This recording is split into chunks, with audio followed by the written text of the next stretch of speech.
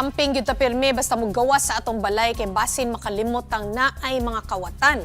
Kay naay usa ka tindero sa Cebu City nakawatan siyang cellphone diha siyang gitrabahoan. Ang krimen nakuha gyud sa CCTV. Para sa mga detalye ani mobalita sa ato si News 5 correspondent John Aroa. Pasado alas 5 sa hapon ni atong Miyerkules, busy ang mga tindera sa pagkatiman sa ilang mga customer sa usa ka kananan sa Banawa, Cebu City. Sa dihang milabay ang pipila ka minuto na matigdan ang usa ka lalaki nga nagsulob og pula nga sanina og kalo.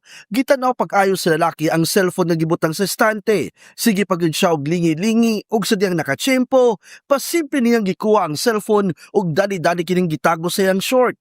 Dayon mihawa sa kananan nga murag walay nahitabo. Ang tindera nga tag-iya sa cellphone ulahi na nga nakamatikod nga nawala na diay ang iyang cellphone.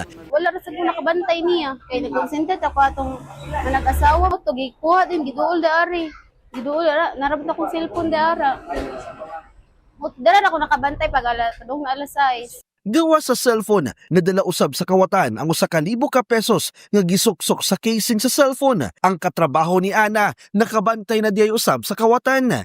Nagbago barbecue na niya diha sa gikan niya duda jud ko to niya kay diretso man sa sudre ana solba niya kung customer pa mo palit diya tan-aw diretso siya toy ana gawas na yun. Dali dayon nagpa-blatter ang biktima sa Guadalupe Police Station.